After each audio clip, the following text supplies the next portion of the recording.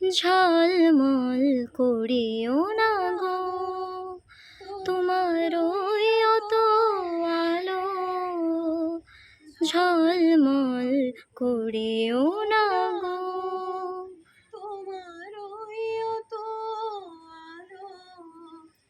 বেশি রূপ হলে তবে সাবধানে থাকাই ভালো, মুখের ওই ওড়নিটাকে একটু রেখো, মুখের ওই ওড়নিটাকে একটু রেখো, ভুলো না গো দোহাই তোমায় ও চাঁদ।